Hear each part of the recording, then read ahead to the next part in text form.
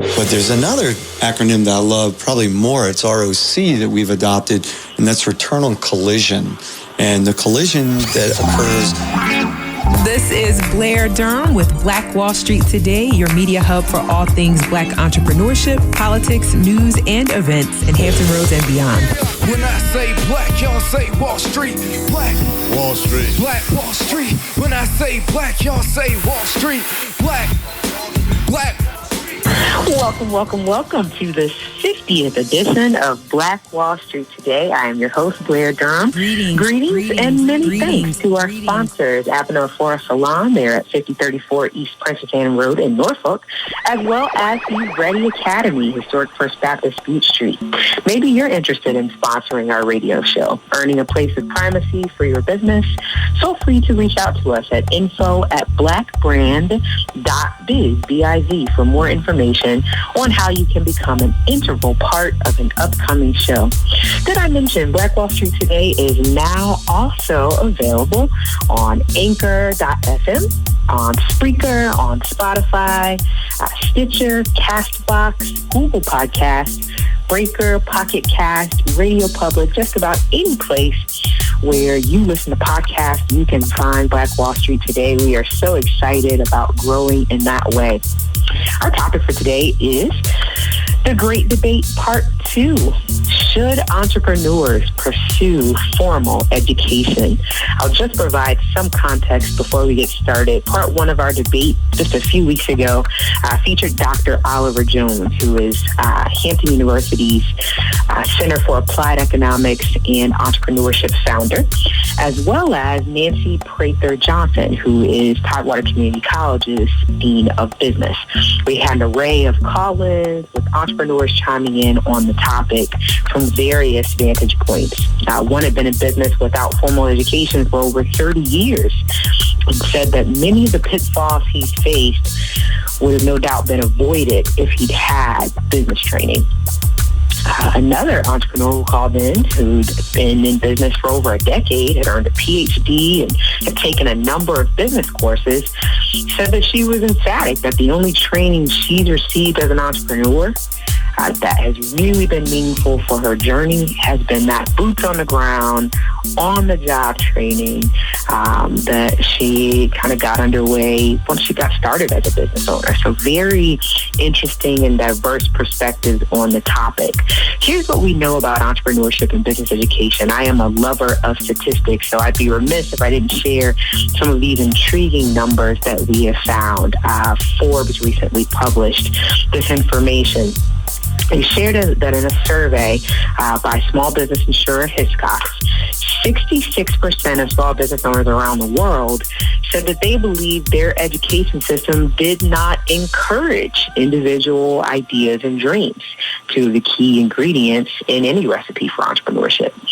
That statistic is actually born out of another study in which 81% of young people surveyed said that they wanted to pursue entrepreneurship, but 62% of that same group said that they weren't offered entrepreneurship classes in college. Pretty interesting. Of course, we know that there are outliers such as Steve Jobs, Mark Zuckerberg, and Bill Gates that have shown that you don't need a diploma to succeed in business. But again, they are outliers in a sea of college-educated founders. And I'll just share this one more statistic before we get into our quote-unquote debate. A Kauffman Foundation study revealed that over 90% of American tech company founders hold a bachelor's degree, and those with MBAs or Master's in Business Administration degrees are able to start and build their companies faster. So, to help frame the dialogue for today, we're bringing back Miss Nancy Prather Johnson. She's certainly no stranger to our platform. Again, she's the Dean of the School of Business at Tidewater Community College, where she leads a business pathway that consists of 7 degree programs and several certificate programs, and I believe she's adding to them as we speak. In her role, Mrs. Prather Johnson offers support to the TCC faculty and assists over 3,000 students in enrollment, the completion of their degree programs, as well as entering the job market and continuing their education. Also joining us today is Mr. Bobby Wright. He is a serial entrepreneur, and he's the founder of Percolator, which is a co-working space and comprises the Granby Theater. Oh, goodness. Granby Theater, gym downtown, as well as the Wright Company. I'm learning something new. Percolator, with 4 campuses downtown Norfolk, is a collaboration / innovation co-working community that's flexible, energetic, and professional, offering affordable space that helps facilitate community. The Wright Company and Wright Property Management specialize in commercial real estate development, brokerage, leasing, sales, and property management. And the Granby Theater hosts private events and other memorable gatherings at that location. Of course, the gym downtown focuses on wellness and fitness for everyone. So let's get this party started. Welcome, welcome, welcome to the two of you. I'd actually like to get started with Nancy if I could. Nancy, would you bring us up to speed first on how you got into this work and what led you down the path of teaching and then leading educators in entrepreneurship? Hi, how are you? Good to hear your voice again, Blair. Yes, yours as well. For me, I am an entrepreneur myself. My husband owns a commercial cleaning business. We've owned that since 2006. Since then, I've owned several businesses, including a Zumba studio, a tutoring business for students through the ages of high school and entry into college. And so really just have an entrepreneurial spirit. But I also saw that it was certainly a vehicle to help with economic development, especially for economies that needed to grow. Not only we know that the start of economic development starts with small businesses. And so certainly I saw that as a platform to help these communities really grow their own and increase their economic development in their particular cities and growing those cities. So it was a way of also helping people who perhaps needed a living wage. Many times when we think about industry and we think about jobs, sometimes it's very difficult for people to find a living wage where the wages actually help with paying for that day-to-day living. And so one of the things that entrepreneurship does is just that, and we live in an area that is so vibrant, so ripe for entrepreneurship. It's anything you could start seems to be quite successful in this area. Fantastic. Let me ask you this we'll have you answer this, and then I'm going to ask a similar question of Bobby. First, just give us your perspective on the topic. So which side are you going to take today in terms of the conversation? Should entrepreneurs pursue formalized business education? Well, of course, for me, being in education for many years and particular business education and now education that leads to entrepreneurship, I certainly err on the side of needing a formal education. For me, though, really, when we think about education, that comes in many sizes, many different spaces. And so I truly believe as an educator that education doesn't just happen inside walls. Education happens a lot of different places. In school buildings, in college, inside a classroom, outside of a classroom, at a business, mentorship with business owners and entrepreneurs, workshops, all of the co-curricular activities.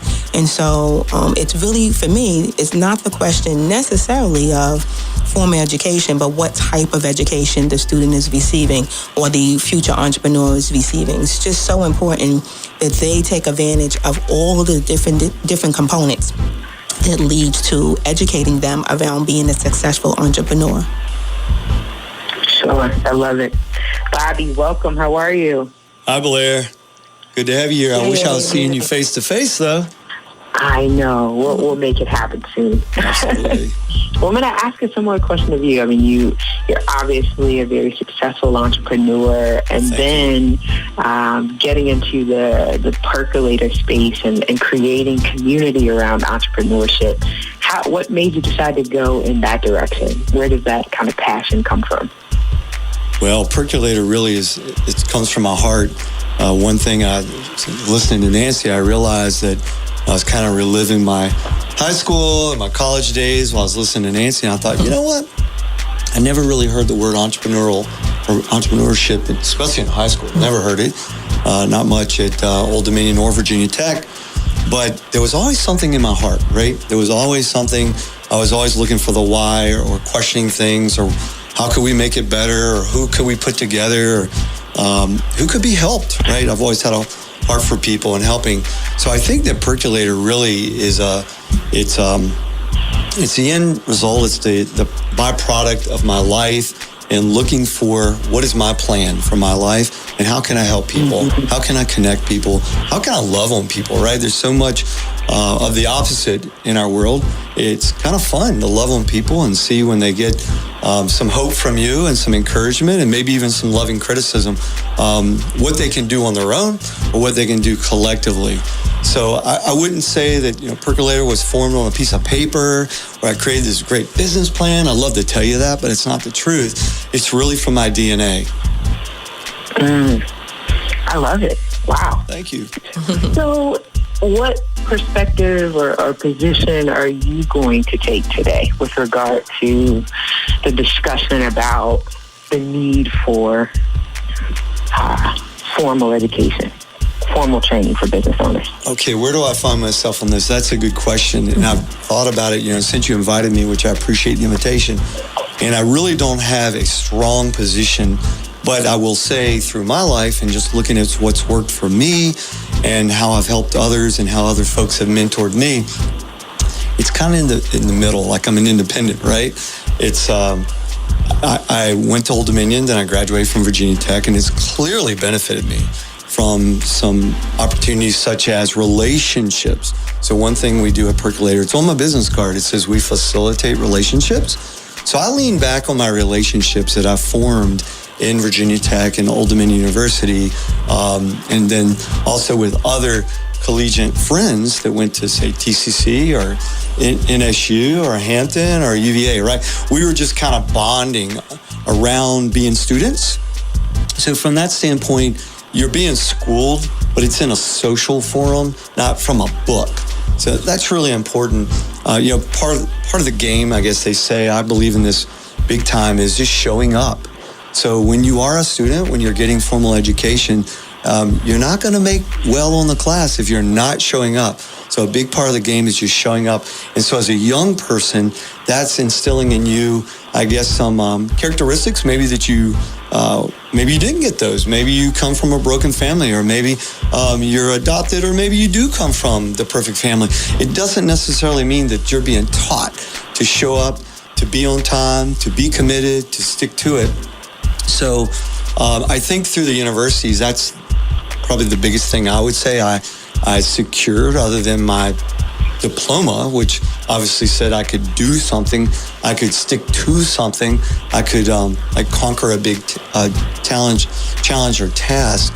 So, but then on the other side, I will tell you, in my professional career, I've learned so much more through just doing it, from being around people, being around Nancy. That's interesting. Meeting you, Blair, all these things kind of sharpen me. As they say, iron sharpens iron, right? So I'm looking every day to learn. I love learning. I enjoy learning. I think my day is not fulfilled if I haven't learned something new or gotten a new nugget that's made me either be a better communicator or better at what I do. In fact, not to steal the thunder, but I'll tell you recently that an angel fund, a startup, a seed money fund out of California found Percolator. Lord knows how they found us. I don't know. That I always get a big smile, like, what? You're from San Francisco. But their basis for looking for an entrepreneur to either give grant money or lend money to was they were looking for entrepreneurs that did not have an education. So they came to Percolator asking me, hey, do you have creative, sharp people, freelancers, idea people that do not have, of course, high school education, yes, but do not have a degree or even associate's degree? And I thought, wow, this is a new day, right? Because when you look around, say, the 757, we don't lack for creative people. We don't. We have so many creative people. but not everyone has You a and degree. I talked about that briefly yesterday, yeah. So it shouldn't be a divider, right? Let me interrupt you really quickly, just for the benefit of those that may have just tuned in. This is Blair Durham with Black Wall Street today. Super excited. We are having the second part of our great debate about whether entrepreneurs should pursue formal education. Joining us today are Nancy Prather Johnson from Tidewater Community College's business department, as well as serial entrepreneur, Mr. Bobby Wright. You know, I really like something that you said just a moment ago, and I'd like to get back to it if I could. This idea about entrepreneurship as a value, right? So when I think about the fact that, you know, so many students are saying, in harmony with what you just said, that there was no exposure to entrepreneurship, the principles of entrepreneurship, you know, in high school or in college, I think, man, that's a travesty, because entrepreneurship as a value, the idea of ownership, right? I really believe it's what propels a community, propels a society, right? And so when I think about the two of you and what you're contributing, by virtue of having these conversations, right, and developing spaces like Percolator, I'm excited, because it means that we're growing, right? What are your thoughts on that, about other ways we can infiltrate the value of entrepreneurship at earlier and earlier ages? What would you all say? Who wants to start? Well, for me, Blair, certainly entrepreneurship does need to be integrated at a much earlier age. I agree with Bobby in the fact that when you look at middle school, when you look at elementary school or high school for that matter, that word almost doesn't exist. I remember being in the classroom teaching my students just a few years ago, and many of them really having that first discussion for the first time regarding entrepreneurship on a college level. And that is a travesty. No one says, what do you want to be when you grow up? I want to be an entrepreneur. Why? You know, entrepreneurship is in everything. And so they really just simply need someone to connect the dots for them, to realize that all of the dreams that they have, the things that they want to be, it all starts with entrepreneurship. I mean, when we think about our phones, we think about cars. It all starts with that idea, and then, like Bobby said, connecting the relationships with expanding that idea. So for me, that's why it's so integral that our programs actually provide just that. One of the things that we do at the community college level, Tidewater Community College, is the fact that you have those smaller classroom spaces so that you have that mentorship and that rapport with students to really get inside as to exactly what do they want to accomplish. And we're finding, as we're teaching students around that entrepreneurial concept, that they in fact have businesses already, or they have ideas, and they just need a launching ground. And so that's been wonderful for them to be able to really do that, to launch that in a safe environment without any loss of funds or loss of feelings or, you know, loss of their dreams. But they're able to really develop that and explore that in a safe environment, and then connect with other networks so that they can really launch it. So I think, again, going back to the type of program that you're providing is really, really integral. It even speaks to your statistics when you think about the 62 or 61%, I believe, that it talked about the college experience did not give them the opportunity of exploring their own ideas. So important that college experience gives them the opportunity of exploring their own entrepreneurial ideas if they are in fact in college. And we speak to that also in terms of co-curricular programs, where again it gives them opportunities to do workshops, to meet people like Bobby Wright and his team, as internships, things like that really help to explore their network, explore what they want to do on a personal basis. So I think that's important. Very important. Bobby, what would you say? When I'm thinking about this idea of entrepreneurship as a value, I'm thinking about things like solving problems, right? Networking and collaboration. These could be courses in and of themselves where we're helping to develop minds, right? What are your thoughts on, again, integrating that kind of curricula at early ages? I'm talking even preschool, elementary school, right? Yeah. Well, I had so many thoughts when I was listening to Nancy. One is that there's a 4-letter word that I like to use. It's called hope. And if you have hope, you can do so much. But if you don't have hope or hope for the future or feel like you can do better, then you can kind of be a fruit of your own demise, right? So in elementary all the way through the early years of being a professional, if you have an entrepreneurial spirit and you have some ideas and you're that kind of person that likes to think outside the box and, what if I took this and put this together, or what if these people met? If you have that kind of spark that's just literally God-given, but there aren't any avenues to express that give you hope that you're on the right track, usually what you'll do is swallow it. You'll go down the track of, okay, I go to school, and here's what I do at school. And no offense to Nancy, because I love TCC, and I don't believe they do this, but what I hear from kids is, I use kids, hate saying that, but it's been many years since I was in university. We're going to break in about 45 seconds. Okay. That's why you finish that thought, though. Okay, they go to school and they memorize what they need to learn and they take a test, right? But it's not about, hey, what about this? And why do you think that way? And what if we incorporate that? That kind of dialogue may not be going on enough in the high school and university level, which thus is not feeding the entrepreneurial spirit. It just says, hey, let me memorize this, let me get a grade and get out, and then I'll figure it out. Yeah, that's a problem I'd love to solve myself is how do we start to have those conversations earlier without folks feeling like, I'm going to have to homeschool my children, or I'm going to have to, in some way separate them if I'm going to begin to inculcate these kinds of values. As you're aware, we are focused on the great debate, part 2. Should entrepreneurs pursue formalized education? Bobby, you were in the middle of saying some incredible things as we were heading into break, and just kind of hopeful that you would pick up where you left off in terms of this idea of hope. I just believe it's a necessity for the kind of work that we do, empowering entrepreneurs. Well, Blair, if you don't mind, I'd like to shamelessly plug Percolator and give you a little history real short on how it began and what was the mindset. So we're 3 years old, so we're still a startup. We're a baby company, and we're growing along the way, and we're taking our nicks. And if you lead the path, you're going to have bruises and breaks and things like that, because the first one through the woods gets all the scars. So I feel like we did a lot of hedge clearing along the way. We were one of the first larger collaborative, innovative co-working communities, and now they're springing up all over the place.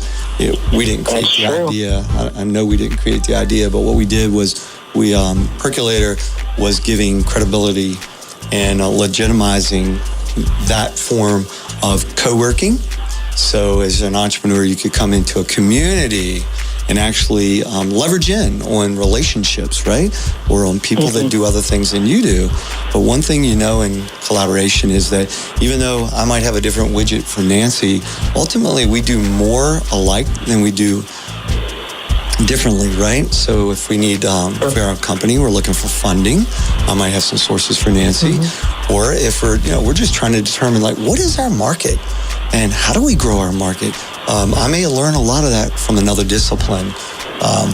Who can I reach out to? So universities, nonprofits, cities, people, just key relationships. Who could I reach out to? So sharing of relationships are real important to advance whatever it is that you're doing. So when we formed Percolator, and I say we, it was me, and then I was forming a team, the first thing I want to do is find people that think a lot like me, or I call the twinkle in your eyes. So when I look at someone, I talk about entrepreneurship or just kind of doing something cool and unique, I want to see that big smile I just got from Nancy. I want that big smile, that twinkle in the eyes. So now I know we're kind of thinking alike. That doesn't mean I want you to clone me. Absolutely not. But because in co-working, we put up some guardrails and some guidelines. But the truth is, it's like set it in motion and get out of the way. I tell the cities that all the time. Help us, give us money, do whatever, but don't give us rules and get out of the way and watch what'll happen. So the number one thing we tried to do once I formed my team was to throw a big, wide net out there and tether out to as many organizations, cities, universities that had the twinkle in the eye. So TCC and ODU, I've got to give them an attaboy, because both based in Norfolk really adopted, like, yes, let's work together. And so I met Nancy through, I think, Peter Shaw, and I clearly found that they have a heart for entrepreneurs, right? So even though they have courses and classes, they were interested in bringing that inside a Percolator, and Percolator coming inside the university and seeing how iron can sharpen iron, and that we can contribute to the overall, what they call UX, the user experience. So the student today is looking for much more than just cracking a book and getting a thing they can hang on the wall. They're looking for real value that they can use out in the marketplace. So as we threw the net wide and started, we got a memorandum of understanding with Old Dominion University. I feel like we have one with TCC. They're in our neighborhood, and we play in a sandbox really well together. Norfolk State just opened up an innovation hub on Main Street. We're working really closely with them. Virginia Tech, we're pulling them in slowly. They're over here on the peninsula, but they're very active as well. And then the city of Norfolk. The city of Norfolk's been sitting at our table saying, hey, what can we do to change things in the way we do business? Now, cities move slowly, but overall, it's been a good experience. Virginia Beach the same, Portsmouth, and today I'm hoping to meet again with the city of Hampton. So what Percolator was trying to do is bring tools to the table. Bill. Now, I love what you're sharing. My big takeaway is that, again, networking and collaboration are what makes entrepreneurship go. And I'm wondering, from your perspective, Nancy, how is this ability to network, this ability to collaborate, is it something that needs to be taught? Is it something that TCC has integrated in terms of course content, or is it something that entrepreneurs or other folks are born with? What would you say? I don't know if it's necessarily something that's born with. It certainly needs to be modeled. And so even if it's not... modeled. Even if it's not formulated in an actual class, I don't envision a class that's called relationship building. But instead, when we think about classes and we think about programs, when we think about relationships, we're going to model that. We're going to show that. And so that's so important. It's important for our faculty, which they do, where they actually model that to show all of the relationships that they have already built in their careers, introducing their students to that, bringing in that outside into the classroom, taking the students out of the classroom to meet people, and just continuing to model those relationships. I'm hoping that I am different from other higher ed administrators, perhaps, because for me, I am a people person. I solely believe in relationships. I think it's so important in making sure that you formulate partnerships, you get to know people, you get to advocate for yourself, you get to pitch ideas, and you get to just learn from people. And, I always say, think about how you can actually kind of suck that person's brain, but also you bring something to the table. And there's an exchange. When we think about partnerships, some people forget what true partnerships are,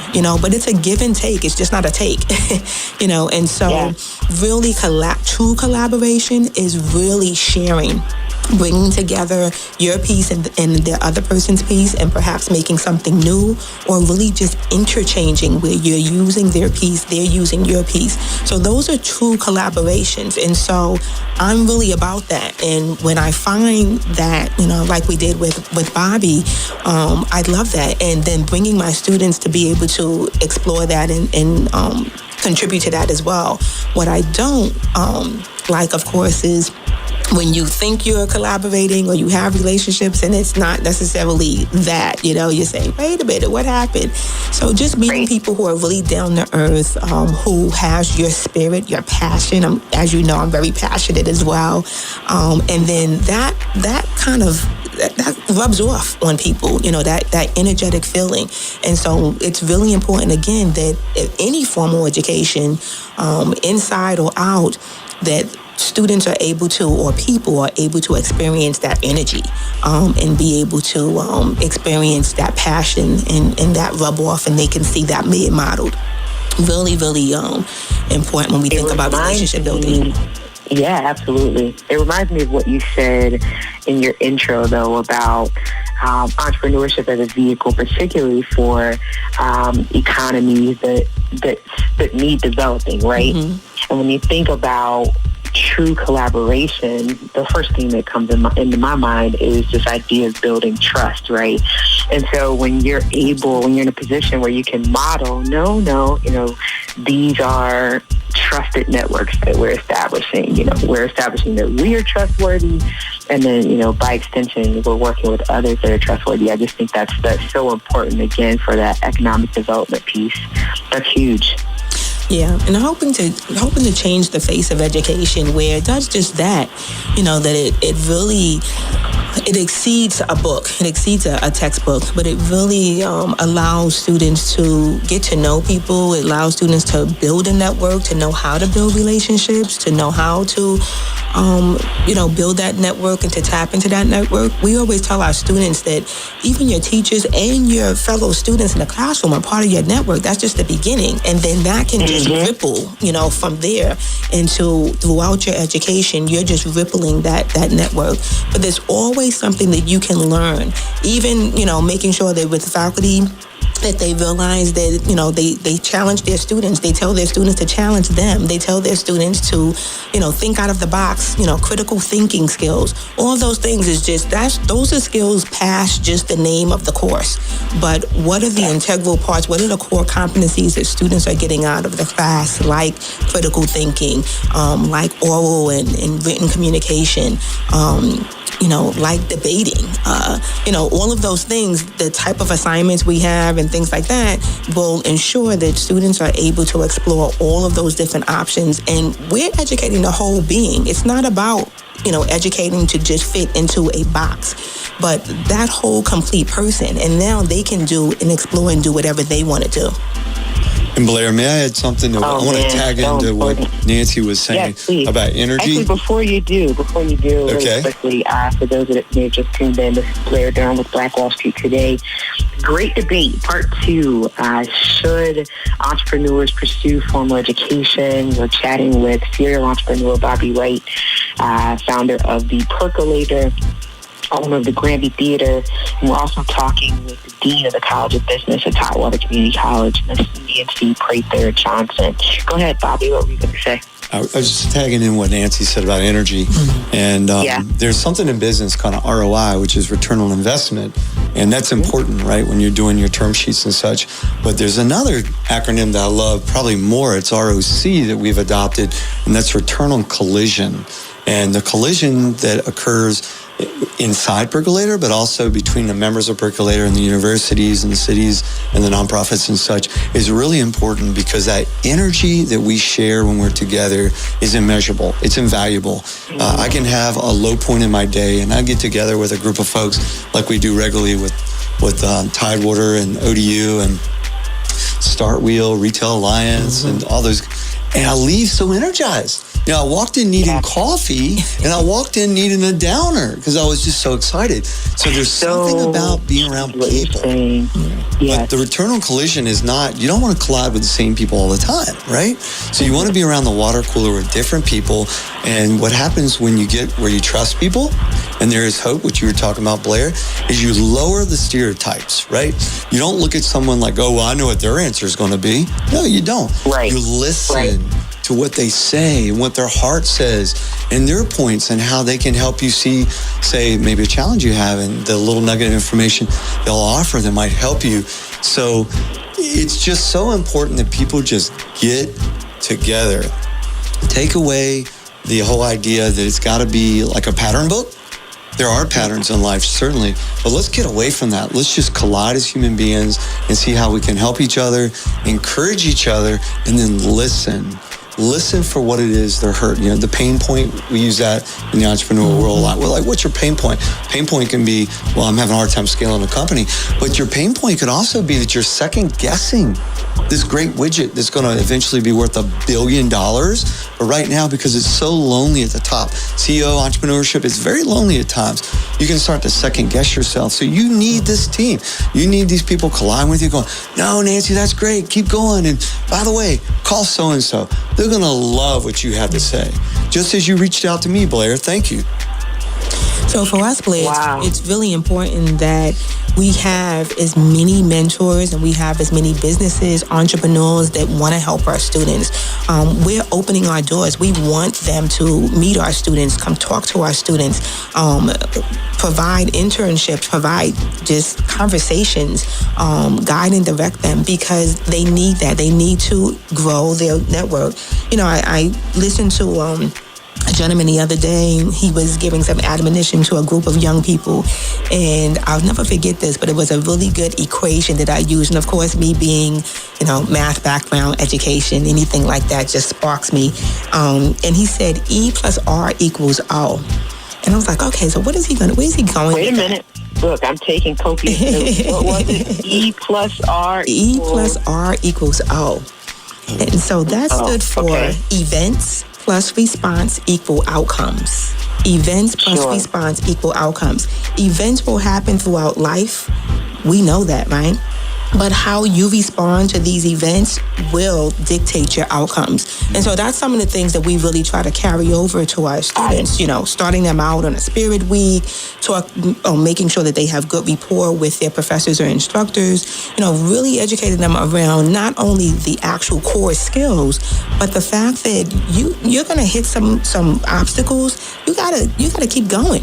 What do you do? What strategies, what skills do you do to pull to make sure you can just kind of pick it back up and keep going? I mean, we know that there are key characteristics in being a successful entrepreneur. So those characteristics also have to be instilled, and they have to be given strategies to actually, implement and use those characteristics in seeking their entrepreneurship ideas. I feel like what I hear you both saying is that true entrepreneurship is education. Can't even really avoid it. I mean, it's just going to happen if you're doing it right. You're going to learn. So fear not, right? If you didn't get the degree or whatever, if you keep walking the path, particularly if you're in a market like Hampton Roads where there's such robust entrepreneurship culture, you're going to get what it is that you need. I love it. You guys are both great. What do you have coming up that we can engage with if we're local? We can talk about events. We can talk about upcoming classes. Just anything that's going on. How can we engage with you all? Well, I know for us, we have an event coming up very soon. We haven't even sent out flyers or marketed anything yet. We just came up with the date. But on October 6th at the Murray Center, we're having a community event. TCC is partnering with the Murray Center so that we can reach out to the community and talk to them a few things about entrepreneurship, as well as culinary and hospitality skills, and how that connects with entrepreneurship as well. So really just reaching out to the community, welcoming them to the whole array of the business pathway, so that they can kind of see themselves wherever they may fit, whether it be entrepreneurship, whether it be working for a hotel, whether it be starting their own restaurant, working for a restaurant, or even just the skill or industry of business. And so we're hoping that many people come on out for that event. We're looking forward to that, and we will be publicizing and marketing that very soon. Why did you choose to start with culinary and hospitality? Will there be other events sort of in the series, or what made you hone in on that for this particular event? Well, as you know, we're going to be building the new Perry Center in 2021, right in that Neon district and in that area. Oh, okay. Yeah. And so that would be certainly a good launch to look at letting people know that is coming to the community and how we can help. I've also found that in that community, there's many people who do have entrepreneurial ideas, and many of them start with ideas around whether it be creating something like cooking, a recipe, or what have you. They might be selling different dishes right out of their homes, and that is definitely the seed or the start of entrepreneurship. And we know that one of the small businesses that fail the most often is starting restaurants, the restaurant business. And so how we can help with that, we definitely want to be there. But of course, that day won't be all around culinary or hospitality. We'll also center around business as a whole, center around entrepreneurship as a whole, and on some of the other business programs that we offer. So we're hoping we're going to bring on some outside people as well. Hope Bobby joins us. Yeah. Our welcoming is a little different. Ours is more organic, probably a lot smaller. Well, hang on one second, Bobby. Let me just make sure I got all the details for the October 6th event. What time is that one starting, and how can we register? We haven't finalized the details yet, Blair, but we will be. We will have it on our website, and we also will be sending flyers out to homes. And we'll be distributing that information. I'll make sure I get that to you so you can also announce it to your listeners. Yes, would love to do it. Thank you. Bobby, what were you going to say? What do you have going? And you're great on email, by the way. I get them all. Our welcoming is a little different. We started something early in the summer that's really paid some good dividends. A lot of the meetups that we have centered around what we do internally at Percolator, but as well as doing pitch conferences, things of that nature with universities and cities and such. So, we try to spread our, as I said, our net pretty wide. But we started this social event called Together. It's every Tuesday at 2 p.m. and anyone is welcome. And so basically what it is a chance to be community. So we don't have speeches. I don't stand up at the founder and say, this is what we're going to do. We don't do any of that. We're just being community. We're getting away from the phone for a minute. Sorry, young people, but you really need face-to-face relationships with people to grow your life. So we encourage people to come around. Typically, someone will make a couple different homemade. Typically, it's organic or cold-pressed dishes. And then we have organic coffee, and we hang out for about an hour and we talk. So my encouragement to your listeners is that if you have an interest in Percolator, entrepreneurship, that type of thing, come on by. And if you email info@percolatorspace.com and just say, hey, Bobby, I heard you on the radio. I want to come by. Bring a friend. Come on. You'll be welcome. And I'll know you're coming. That's why I want you to email, really, just so I'll be there to welcome you. It's something we started sort of as a test, and I can tell you we're going to continue it because it's paying great dividends with our members. Secondarily, we're starting a new campus soon. This is probably the first place I've announced it, Blair, so you're going to be the first. Yay. Yeah, we're going to open a new space right on Granby Street. It's going to be street level where people can come in and test either their culinary or their retail products or anything they make. So as you know, the number one reason some businesses fail is because they sign their life away with a big lease, and that financial struggle ends up stealing their thunder, right? Takes the joy of what they do. So what we do at Percolator is we have these month-to-month relationships where you can come in, present your product, collaborate, cross-promote, cross-pollinate with others, and really have a test kitchen kind of thing to make sure that your friends will tell you have the best brownies in the world, but will the public tell you that? So this is a place you can test it with very little financial loss. And hopefully it's not a loss. Hopefully everything's a gain. So that's our two little announcements here on the radio show. Yeah, the Meetup Tuesdays are certainly great. I experienced that myself, Bobby, and it was a great experience. Every Tuesday at 2 p.m. Met some great people. Was it info@percolatorspace.com to RSVP? Yes, and the word space, it's spelled out, space. Percolatorspace.com. Okay. And when is the new campus coming? Fall. I hate to put a date to it because I'm going to miss fall it, right? Is good enough. The fall. But anyone interested, this again, just come in, we'll talk about it. We'll collaborate with others, and if it's your time, great. If it's not, then you can put it as something in the future, but you'll know what we're doing at least.